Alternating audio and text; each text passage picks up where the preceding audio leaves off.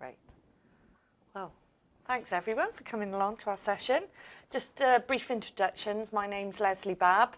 I'm Head of Pay, Reward, Diversity and Inclusion and anything else they want to throw at me in the HR team in the Intellectual Property Office. My name's Buchanan. I'm a Deputy Director in charge of a team of our STEM specialists within the IPO. And as a bolt-on to my day job, I work alongside Lesley as chairing our Diversity and Inclusion Steering Group and supporting and challenging the HR business to do good things on D&I. Great. Just to give you a bit of overview of what the IPO is about. We are an executive agency, so we're a government agency of the Department for Business and Industrial Strategy. So we're a civil service organisation and our HQ is in Newport, South Wales. We do have a small office in Whitehall as well. So we are the UK monopoly agency for granting intellectual property rights, so patents, trademarks, designs, and we have a policy function as well that looks at copyright. We're an organisation of about 1,300 people, and about a third of our organisation are in STEM roles that Ben mentioned there, so we are an organisation of specialists somewhat. So in terms of where we started, as a civil service organisation, we've been doing diversity for a number of years, and so we've been lucky that we haven't had to sell the business case, but it was something that was seen as nice to do, the moral argument rather than the business argument. So we had a group of very passionate people that wanted to go out and do good things in the organisation, but it wasn't as focused as it could have been. So there was a bit of a scattergun approach, and we didn't have any real dedicated HR resource to it. So this is where Ben sort of came in and helped support the HR team as well by sort of steering the steering group essentially. Yeah, what we've tried to do, starting from a point where the steering group was a group of enthusiastic people, each with a drum to beat, we tried to build the steering group to be a more strategically upwards and outwards facing team of people with a cross-section of skills and abilities, but with a keen interest in making diversity and inclusion work for everybody within the IPO as well as outside the IPO, our stakeholders and customers. And the only way to do that is to bring together the right mix of people. So we've reviewed the makeup of the team several times, and the team is now made up of network chairs, so our chairs of each of our staff networks, directorate representatives, people from the business, and one or two other people, for example, from our communications teams, who are able to then come together and bring together their skills and expertise to ensure that what we do in support of the business makes the business able to perform its role properly, but also we're able to challenge the business, hold Lesley and her team and the Director of HR to account for doing things well or needing to do them better. Yes, and as Ben said, it was a passionate group of people, but we're starting to feel a bit overwhelmed that there was so much to do. Where do you start? So we needed a bit of a focus. So we started with the data and the evidence base. Now, I know from sort of talking to other organisations, some people have started with actions, and that's fine as well. But for us, we didn't know what we didn't know. So we've got the things like our declaration rates, which most people capture now on their HR systems. And we knew we had a problem with underrepresentation of women in our STEM roles. And that was a sort of symptom of the UK-wide problem, really. But we realised we already had a lot of data that we hadn't really looked at. So we run staff engagement surveys every year. So we had a lot of data there that we weren't using to our best ability. And actually doing that bit of analysis just gave us a few priorities. We weren't going to build Rome in a day. Let's just focus on doing a few things well. And from that, you get that sort of mushroom cloud effect. I think a good example of where the steering group was able to bring to bear some influence over the business was to say, great, we've got the evidence, we've got the data, now what are we going to do with it? Yeah. So many of you have probably, that have been in sort of diversity or HR roles, this is a well sort of trotted out quote, but I still like it. So Werner Myers, an American inclusion strategist, did some research and found out that those organisations that improved their diversity and their representation of underrepresented groups, that was great, but then they were losing them if the culture wasn't inclusive. So you've got to create And that's been a theme that's been sort of running through this conference. You can't have the D without the I. From IPO's perspective, it felt like a good place to work. It seemed like we were doing things well, but we didn't have a true assessment of how we were doing, and we didn't want to rest on our laurels. So we did an initial deep dive into the cultural aspect. So we had all the policies, but actually culture eats policy for breakfast. But it sort of reinforced the areas where we were doing some really good work, but it also gave us some sort of shone a light on some of those areas that we had a bit of a blind spot to. Oh, this is me again. So having that strategy, we need to make sure it wasn't done in isolation.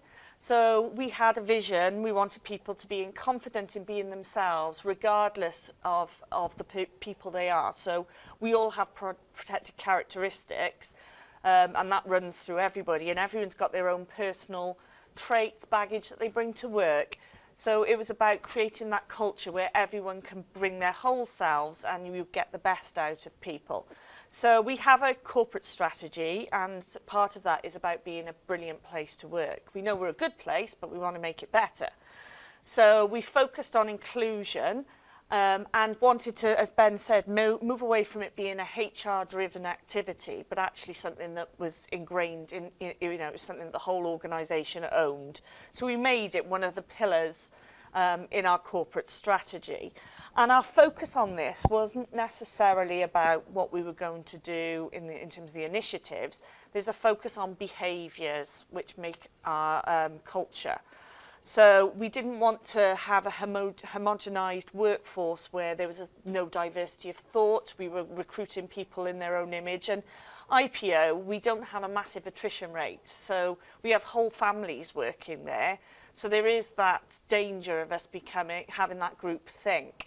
But also we recruit lots of different people from, lots of introverted people in our STEM roles, and that's generalising, but we have a larger proportion of people that have neurodiverse conditions. So actually it was those differences that we needed to bring together as one organisation. So this is this point about difference being important, but we needed to make sure that we weren't recruiting in our own image. So as Lesley mentioned, one of the challenges we faced was around understanding and developing our behaviours to make sure that we were able to deliver to our strategy and our business targets effectively. And remember from one of the previous sessions today, behaviours are those things we do when we think no one's looking. So how on earth do you get people to look at themselves when they're not looking, when they think no one's looking, and recognise themselves, understand their behaviours, and then talk about them and ensure that they can develop them in ways which are productive?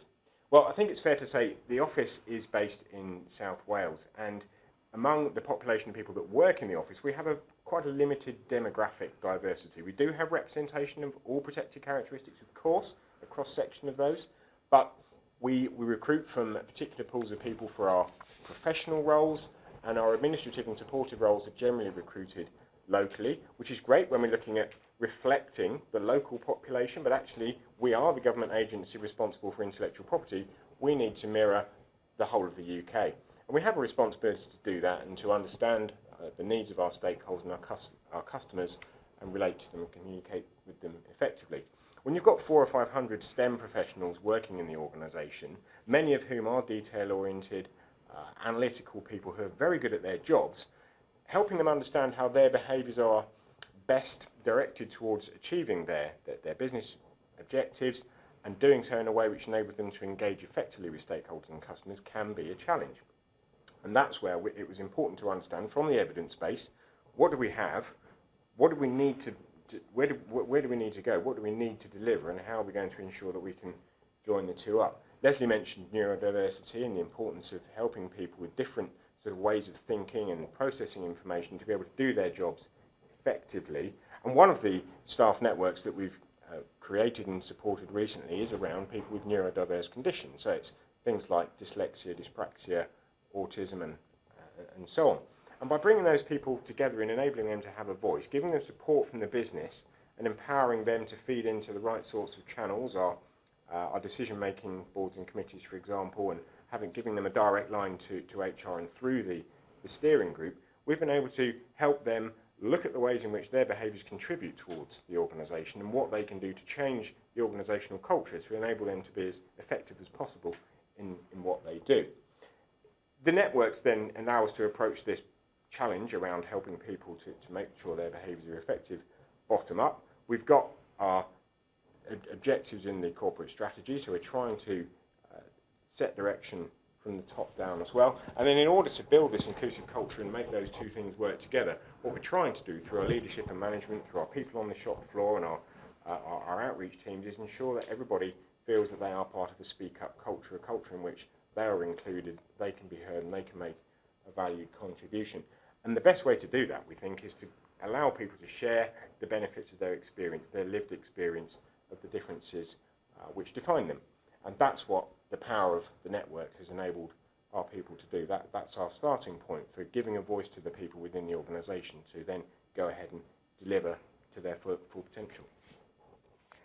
So, as I talked about earlier, we did do some baselining and we didn't want to rest on our laurels, and you know, we've got some lovely shiny badges out of it, but it wasn't about the badge hunting.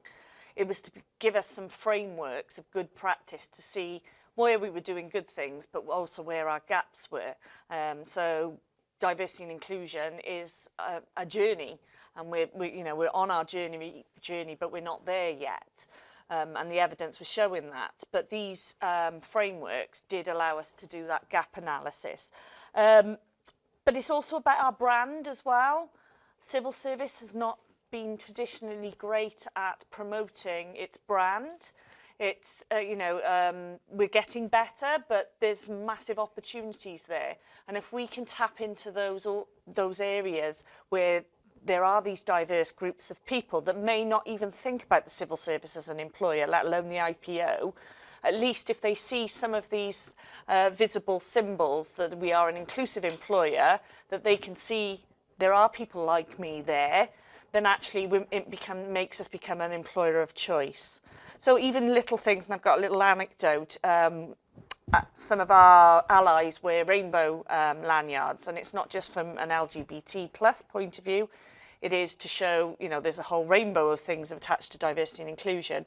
Recently, about 2 years ago, we recruited a cohort of apprentices, and one of our apprentices actually came out in her interview, but also gone on to do great things.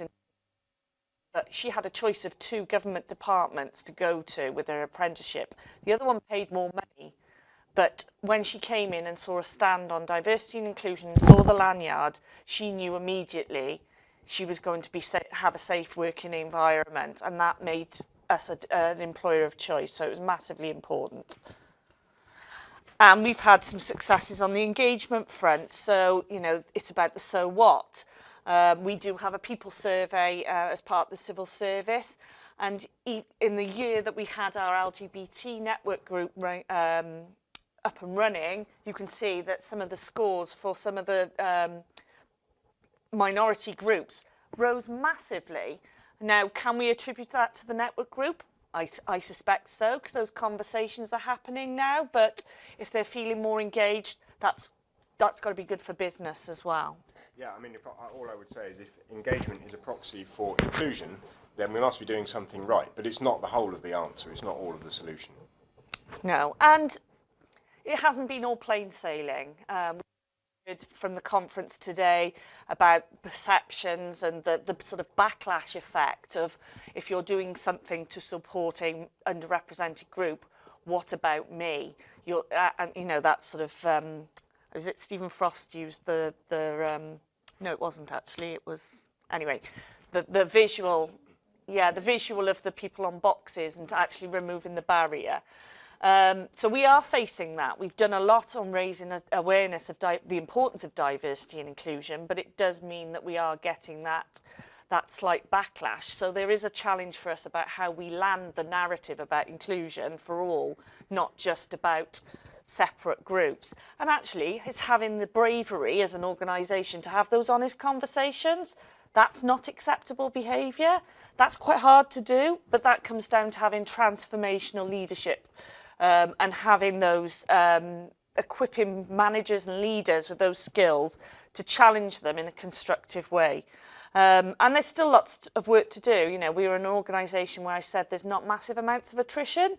So there's a long corporate memory. So it's almost a case of, oh, you're going to do that. So what? This happened in 1984. Well, it's about sort of trying to move on for that and trying to develop that resilience as an organisation.